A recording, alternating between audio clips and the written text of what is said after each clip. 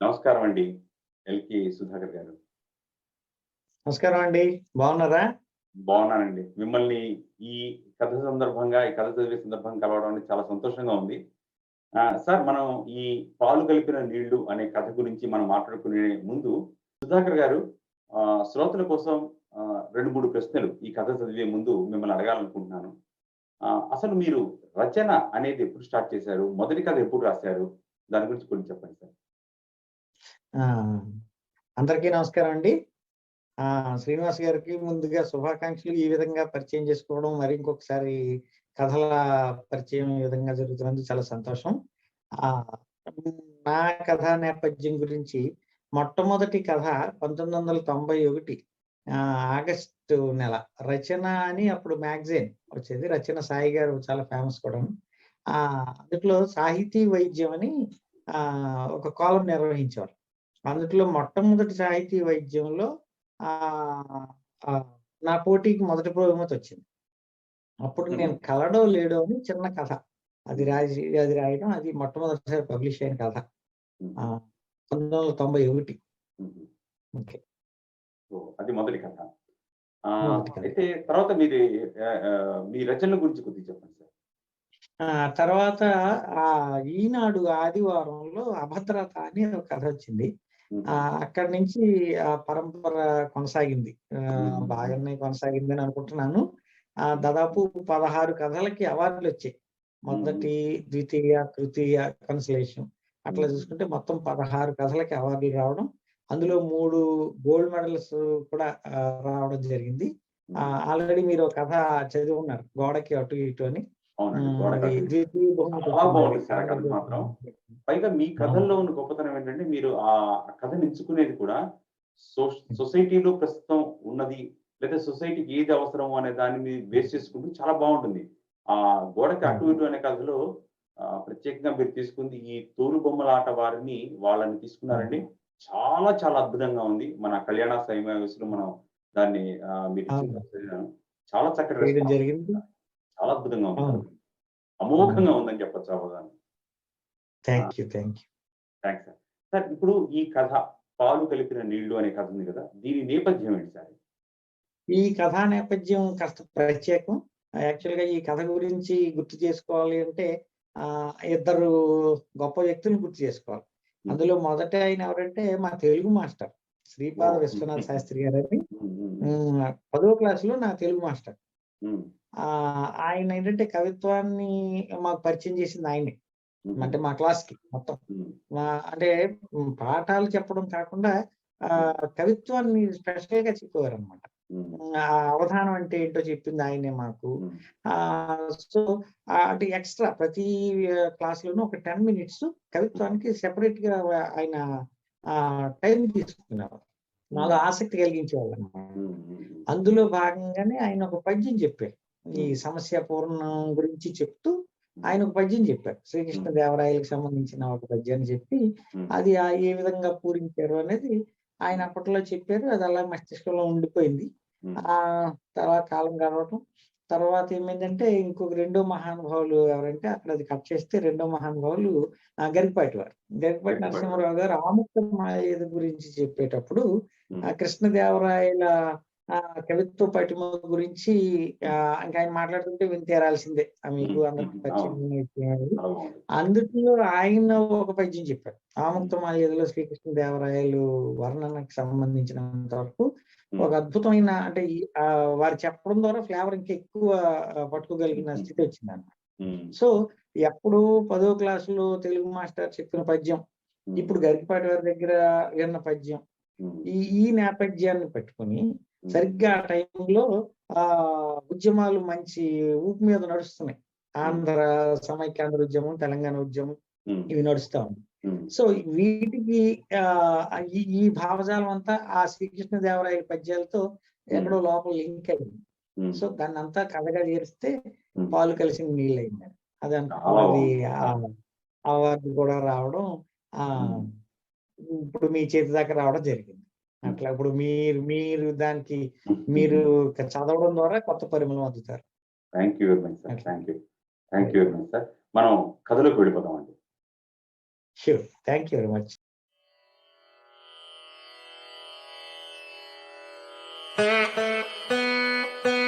ప్రణయ వివాహమట కూడాను, పైగా మగడు పెళ్ళాం ఇద్దరూ పండితులట కూడాను.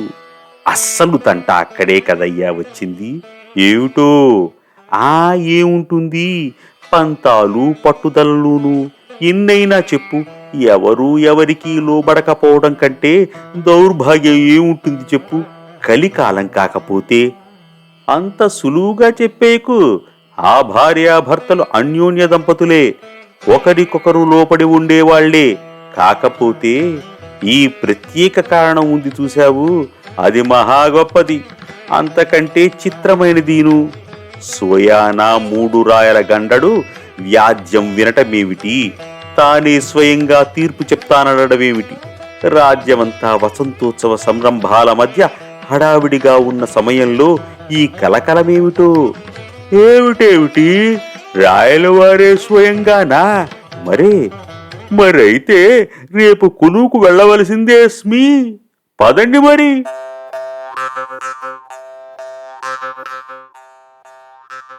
మిత్ర బృందం రాజస్థానానికి వెళ్ళింది. దారిలోని కొంత సమాచారం సేకరించగలిగారు. భరతప్ప మనసారా ప్రేమించి పెళ్లాడిన వాసంతిక అందంలో అందం, పాండిత్యంలో పాండిత్యం కలబోసుకున్న నిండైన స్త్రీ. భరతప్ప మాత్రం తక్కువ, పాండిత్యంలో ఆమెకేమాత్రం తీసిపోడు. పైగా ప్రణయ జంట. సమయం స్వర్ణ ప్రవాహంలా సాగుతోంది.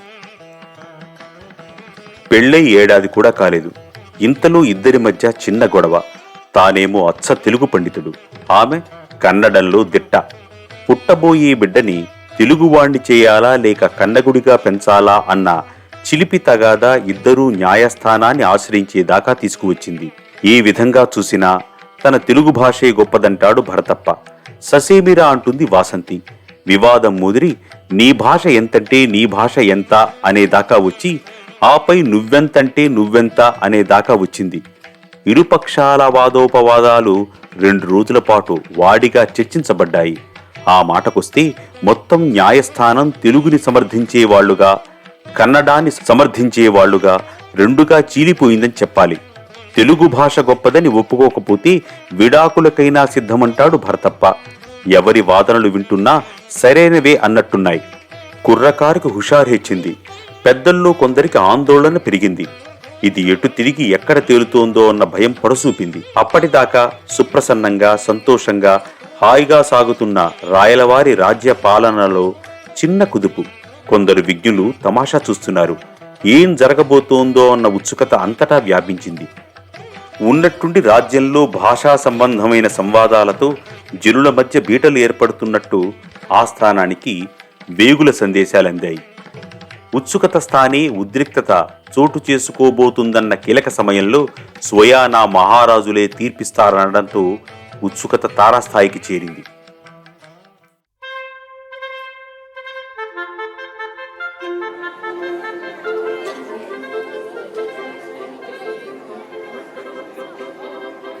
జై జయధ్వానాల మధ్య శ్రీ శ్రీ శ్రీ కృష్ణదేవరాయలు సభకు వేంచేశారు. కవులు, పురప్రముఖులు, పెద్దలు సగౌరవంగా లేచి అభివాదం చేశారు. తీర్పు కోసం ఎదురు చూస్తున్న భరతప్ప, వాసంతికలు మాత్రం కాస్త ఆందోళనగా కనిపిస్తున్నారు. అయితే అప్పటిదాకా విపరీత మానసిక ఆందోళనతో సతమతమవుతున్న వారిద్దరిలోనూ రాయలవారి స్ఫురద్రూపం చూడగానే ప్రశాంతత నెలకొంది. ఉత్సాహం చుట్టుముట్టింది. అప్పటిదాకా లేని ఉత్తేజమేదో వారిని ఆప్యాయాలింగనం చేసుకుంది. భయం పోయింది. దిగులు మాయమైంది. ప్రసన్న గంభీరమైన వదనం వెన్నెల చంద్రుడిలా ఉంది. నవ్వు అప్పుడే విచ్చిన కలువ పువ్వు రాచరికపు దర్పంతో రాయలవారికి ధరించక తప్పలేదు. కాని ఆయన ఆహార్యం చూస్తుంటే తెలుస్తోంది చంద్రుడికెందుకు ఆభరణాలు అక్కరలేదు. సుభిక్షమైన ఈ రాజ్యంలో ఆజానుబాహులెందరు లేరు? అరవింద దారాయతాక్షులు రోజూ ఎందరు మనకెదురవరు? అందరిలో ఈ రాయలొకరు అంతే అనుకుందామనుకున్నాడు భరతప్ప. అతడికి అరుచిగా అనిపించింది. నిజం కాదు కాబట్టి నిజమేమిటి అన్న ఆలోచనలో పడ్డాడు. ఇలాంటి సమయాల్లో తన హృదయమెరిగి కవిత్వ భావుకతను పరిపూర్ణం చేయగల శక్తి ఉన్నది వాసంతికకే. ఆమె వైపు చూశాడు. దాదాపు అదే మానసిక సంచలనాల మధ్య కొట్టుకుంటున్న వాసంతిక కూడా అతడి వైపు చూడబోయి అతడు చూస్తున్న సంగతి గుర్తుపట్టి మొహం తిప్పేసుకుంది. మనిషికి తేజస్సునిచ్చే అంశాలేమిటి? వాత్సల్యపూరితమైన మహారాజు వారి సౌందర్యానికి కారణమేమిటి అని ఆమె కూడా ఆలోచిస్తోంది. విచిత్రమైన ఈ స్థితికి ఇద్దరూ మైమర్చిపోయారు. రాజుగారు ఆసీనులవడం కూడా వీళ్ళకి తెలియలేదు. పోత పోసిన స్వర్ణ ప్రతిమలా ఉన్నారు రాజుగారు. అది కాకుండా ఇంకేదో కూడా ఉంది. ఏమిటది?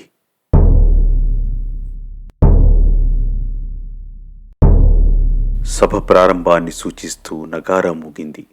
నిశ్శబ్దం సభను ఆక్రమించుకుంది. ఆ సభ నిశ్శబ్దాన్ని మరింత గంభీరంగా మారుస్తూ 1000 కంచు గంటలొకసారి మ్రోగినట్టు ఖంగుమంటూ రాయలవారి కంఠం సభను పలకరించింది. విజయనగర సంప్రదాయం ప్రకారం సభ కవిత్వంతో మొదలవ్వాలి అంటూ మొదలుపెట్టి, ఈరోజు కవిత్వ పఠనం వంతు నాదే అన్నారు రాయలవారు. నా అముక్తమాల్యత కోసం రాయాలనుకుంటున్నది. అయితే చిన్న చిక్కుచ్చి పడింది. పద్యభావం హృదయంలో రూపుకట్టింది. కానీ పద్యంలో పెట్టడమే ఇంకా మిగిలింది.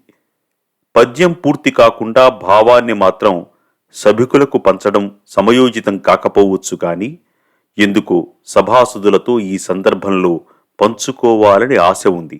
ఉబలాటంగా ఉంది. అది సాహితీమూర్తులైన పెద్దలు, కవివరేణ్యులు అనుమతితోనే.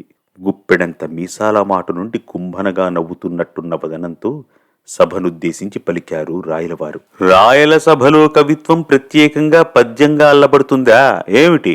పలికే ప్రతి పదము కవిత్వమే.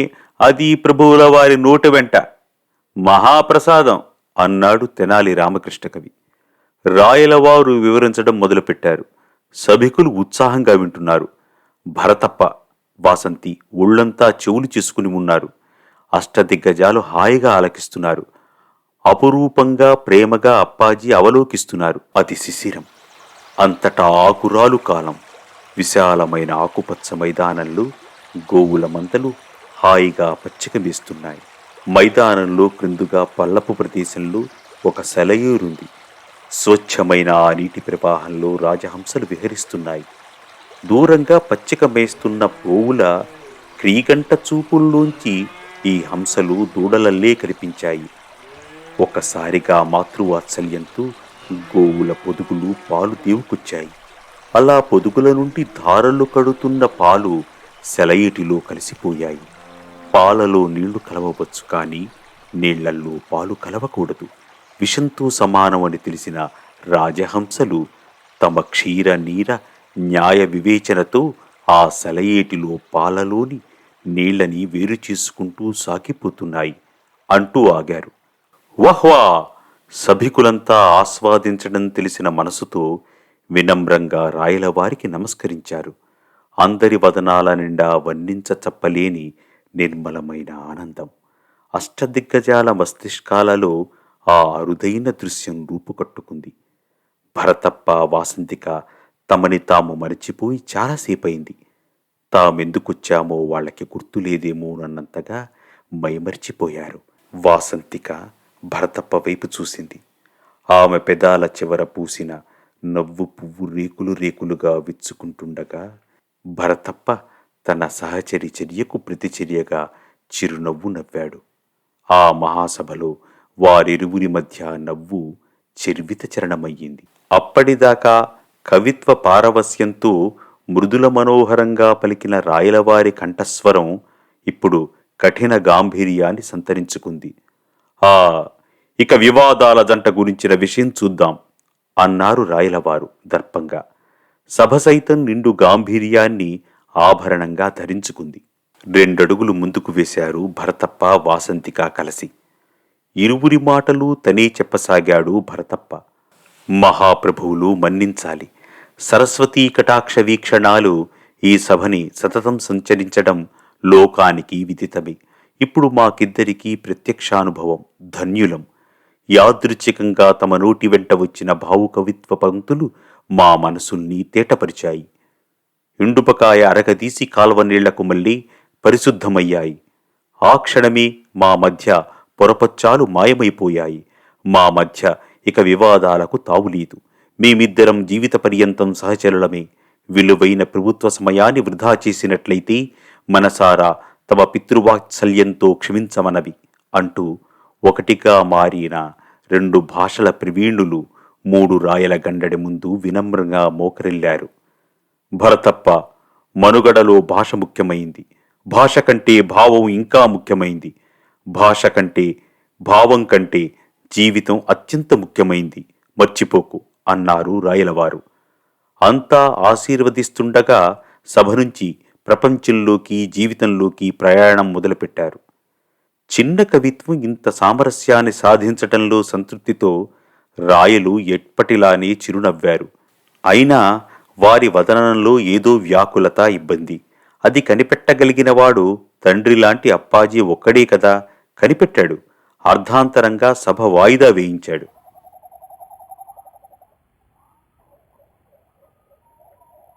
ఆ సాయంత్రం రాయలవారి ఆంతరంగిక కార్యాలయంలో సభ ఏర్పాటు చేయబడింది.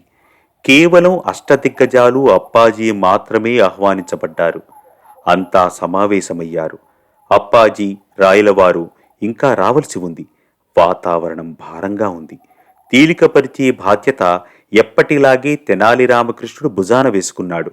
కవిమిత్రుల కబుర్లలో కవిత్వం అలా అలా ఆలవోకగా జాలువారుతోంది. తెనాలి రామకృష్ణుడు తన సహచరుల ముందు అప్పటికప్పుడు ఒక సమస్య పద్యపాదాన్నిచ్చాడు. టం టటటం టటటంట టం టం టం టా అని తెనాలివారి చమత్కారపు రుచి మరిగిన సహకవులంతా ఎట్నుంచి ఎటు తిప్పుతాడా అని ఎదురు చూడసాగారు. అందరిచేత కాసేపు బ్రతిమాలించుకుని రాజుగారు రావడంకింకా సమయం ఉందని నిర్ధారించుకుని బెట్టు చేసి అప్పుడు ఆ పద్యాన్ని తనే పూరించాడు తెనాలి రామకృష్ణుడు. అల్లరల్లరిగా ఆయన పూరించిన అందమైన కంద పద్యభావం ఇది. ఒక మహారాజుగారు స్నానపు గదిలో స్నానానికి ఉపక్రమించారు. సమయానికి గదిలో చెంబు లేదన్న విషయం తెలిసింది. సరిగ్గా అదే సమయానికి రాణివాసపు చిలికత్తె ఒక ఆమె రాగి చెంబుతో మెట్లు దిగుతోంది. పై మెట్టు నుంచి చూస్తే స్నానపు గదిలోని రాజుగారు కనిపించారు. ఆజానుబాహులైన రాజుగారి అద్భుత శరీర లావణ్యానికి చెలికత్తె మనసు వశం తప్పింది. చేతనున్న చెంబు జారిపడింది. ఆ చెంబు మెట్లు మీదుగా జారిపోతూ చేసిన శబ్దమే ఆ పద్యపు 4వ పాదం అంటూ ముగించారు. ఆ మహారాజెవరో కాదు, మన ప్రభువు శ్రీకృష్ణదేవరాయలే అంటూ ముక్తాయించాడు. చెంపు శబ్దాన్ని సైతం కవిత్వం చెయ్యగల దిట్ట మన తెనాలి రామకృష్ణ అంటూ పొగిడారు అల్లసానివారు. అంతా రాయలవారి సౌందర్య మహిమ. రాగి చెంబు సైతం రాగాలమయమై మెట్ల మించి దొర్లుకుంటూ వస్తుంది అన్నాడు రామకృష్ణ. సభకి రాయలవారొస్తున్నట్లు కబురందింది. ఏదో రసవత్తర చర్చ జరుగుతున్నట్లుంది అన్నారు మహారాజు రావడంతోనే. ఎలాంటి సందర్భమైనా కవిత్వంలో ఇమిడ్చుకోగల తెలుగు భాష గురించే ప్రభు, తెలుగులోని సౌందర్యం గురించే. తెలుగు అన్న మాట వినగానే రాయలవారి ముఖారవిందంలో తళుక్కుమంటూ వెలుగురేఖ వెంటనే ఒక ప్రశ్న. అసలు భాష దేనికోసం అడిగారు. అభివ్యక్తి కోసం ప్రభు. ఒకే భాష తెలిసిన 2 వ్యక్తులు సంభాషించుకుంటున్నప్పుడు అభివ్యక్తీకరణలో మరో భాషని వాడవలసిన అవసరం ఎప్పుడొస్తుంది? అసలు అలా పరాయి భాషను వాడటంలోని ఔచిత్యం ఏమిటి? తనలో తానే ప్రశ్నించుకున్నట్లు సభనుద్దేశించి మళ్లీ ఆయనే సమాధానం చెప్పుకుంటున్నట్లు, అక్కరలేదు, అయినా పరభాష మాట్లాడాల్సిన అవసరం ఎందుకొస్తుంది? భరతప్ప కోసం వాసంతిక తెలుగు భాష నేర్చుకుంది. భార్య కోసం భరతప్ప కన్నడ నేర్చుకున్నాడు. ఇంత అన్యోన్యత మధ్య ఈ వ్యత్యాసాలు ఎందుకు వస్తున్నాయి? అసలు భాషా సంకరం జరగాల్సిన అగత్యం ఎందుకు ఏర్పడుతోంది? అన్నీ ప్రశ్నలే నేటి ఉదయం నుండి మస్తిష్కంలో కలచివేస్తూ చివరికి ఓ కులికి వస్తున్నట్టు, నాకు తెలిసినంతవరకు ఏ మనిషికైనా పరాయి భాష మాట్లాడాల్సిన అవసరం కేవలం దర్పం కోసమే అంటూ కవుల వైపు చూశారు. అవునన్నట్లు అంతా తలలూపారు. అది ఒక్కొక్కసారి అనివార్యం కూడా కావచ్చు మహారాజా అన్నారు అప్పాజీ. నిజమే, అది కూడా నేను అంగీకరిస్తాను. కానీ ఈ అనివార్యత ఇక్కడితో ఆగదు అప్పాజీ. ఒక భాషలోనికి మరో భాష పరకాయ ప్రవేశం చేయటం కేవలం ప్రారంభం మాత్రమే. ఆ ఆధిపత్య పోరాటం చాప కింద నీరులా పాకుతోంది. ఆపై అసలు భాష, తరువాత సంస్కృతి, సాంప్రదాయాలు, వేషధారణ, వస్త్రధారణ, జీవన విధానం మొత్తం కకావికలమైపోతాయి. పరాయి వ్యామోహం సమూహాల్ని తన వైపు తిప్పుకోవడం కోసం వ్యాపారపు వల పనుతుంది. ఏమో, ఒక్కోసారి మొత్తం సంస్కృతి మాయమైపోవచ్చు కూడా. కాస్త ఆవేశంగా అన్నారు రాయలవారు. మళ్లీ దీర్ఘాలోచనలో పడ్డారు. 2 క్షణాలు కలవరపడినట్టు కనిపించారు. కొనసాగించారు. ఈ ధోరణి చివరికి మనుష్యుల్ని, రాజ్యాల్ని, సంస్థానాలని విచ్చలవిడిగా విడగొట్టేయవచ్చు. దానివల్ల జరగబోయే నష్టం తలుచుకుంటే కలతగా ఉంది. మనసంతా చేదుగా ఉంది. ఏమో, ఇంకో 500 ఏళ్ల తర్వాత కూడా మనుష్యులు ఈ విపత్తుని పరిష్కరించలేకపోవచ్చు. ఈ ఆలోచనే నా హృదయాన్ని వ్యాకులపరుస్తోంది. మనుష్యులు విడిపోవటం గురించిన ఆందోళన గుండెల్ని మెలిపెడుతోంది. మహారాజు గారి మాటలతో వాతావరణం బరువెక్కింది. దాన్ని తేలికపరచగలవాడు తెనాలి రాముడొకడే అక్కడ.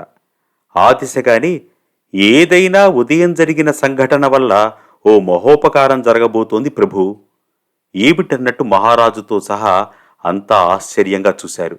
ఆ భరతప్ప ఇంట్లో పిల్లలు ద్విభాషా పండితులవుతారు. ఖచ్చితంగా రాయలవారి పాలన మరి. పండితపుత్ర పరమ పండిత అంతే అన్నాడు.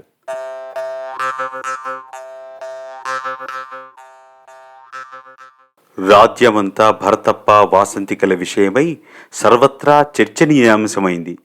అన్యోన్యమైన ఒక జంట వాదలాడుకోవటం, విషయం ముదిరి విడాకుల దాకా వెళ్లటం, ఆపై రాయలవారు చాలా సులభంగా 4 కవిత్వవాక్యాలతో మొత్తం వివాదానికి తెరదించటం. ఇంత సరళం, అంత జటిలమైన సమస్యని సాధించిన తీరు ఎక్కడ చూసినా ఇదే చర్చ. మారువేషాలలో ఒక సత్రంలో బస చేశారు రాయలవారు, అప్పాజీ, తెనాలి రామకృష్ణ కవీంద్రుడు. నిన్న కొలువుకు వెళ్లిన మిత్ర బృందం సత్రం అరుగు మీద చేరారు. ఎంత గొప్ప పరిష్కారం! అద్భుతం అనుకో.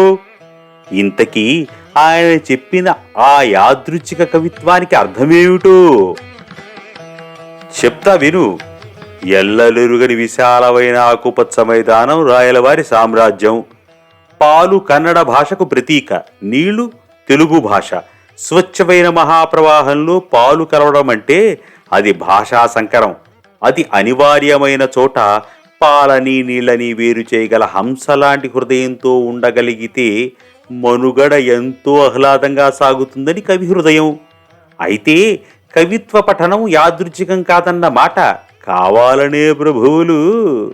అంటే రాయలవారు కన్నడ భాషని పాలతో పోల్చారు కనుక కన్నడ భాషని సమర్థిస్తున్నారన్నమాట. ఏమిటేమిటి, నీకలా అర్థమైందా?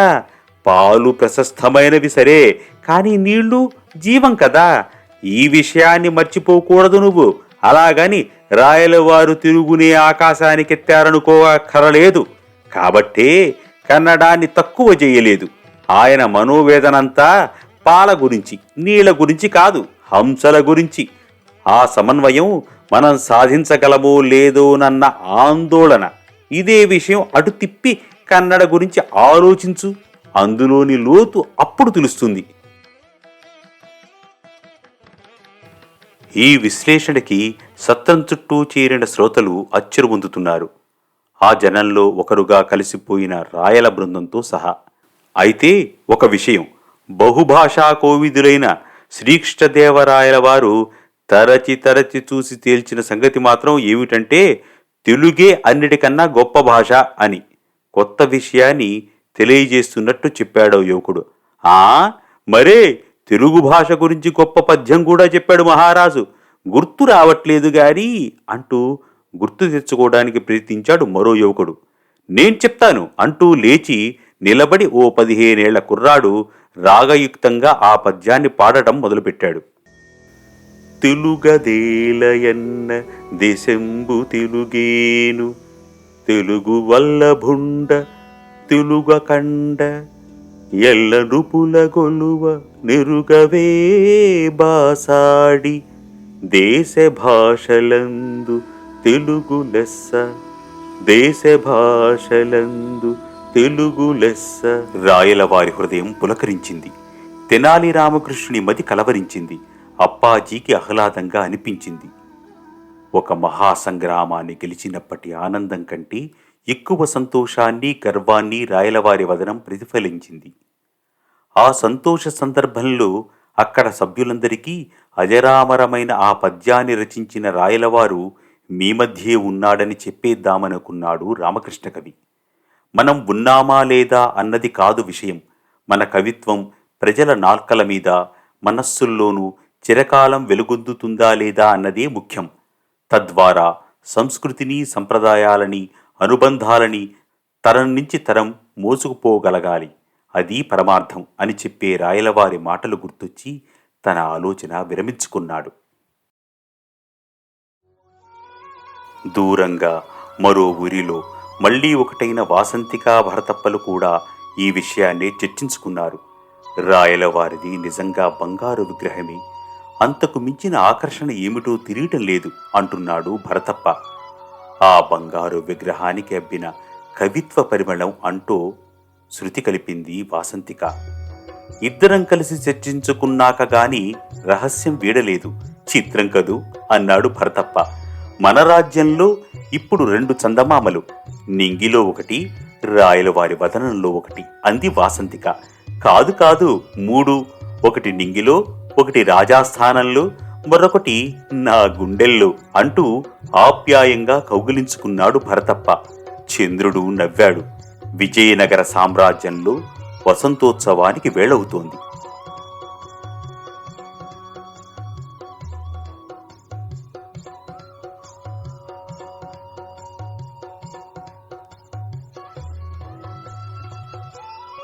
విన్నారుగా పాలు కలిసిన నీళ్లు. డాక్టర్ ఎల్కే సుధాకర్ గారు రాసిన కథ మీరు విన్నారు. కథ విన్నారు కదా. ఇలాంటి మరిన్ని మంచి కథలు మీరు వినాలి అనుకుంటే కళ్యాణ సైమయ వాయిస్ని మీరు సబ్స్క్రైబ్ చేసుకోండి. కింద ఉన్న రెడ్ కలర్ బటన్ని క్లిక్ చేసి, ఒకవేళ మీరు సబ్స్క్రైబ్ చేయకపోతే సబ్స్క్రైబ్ చేసుకోండి. లైక్ చేయండి. మీరు లైక్ చేస్తే యూట్యూబ్లో ఎక్కువ శాతం వ్యూస్ చేయడానికి అవకాశం కలుగుతుంది. అలాగే మీరు నన్ను ఇన్స్టాగ్రామ్లో ఫాలో అవ్వాలనుకున్నా, మీరు మీ సలహాలు ఏమన్నా ఇవ్వాలనుకున్నా, నా ఇన్స్టాగ్రామ్ ఐడిని కింద డిస్క్రిప్షన్లో ఇస్తాను. మీరు దాన్ని ఫాలో అవ్వండి.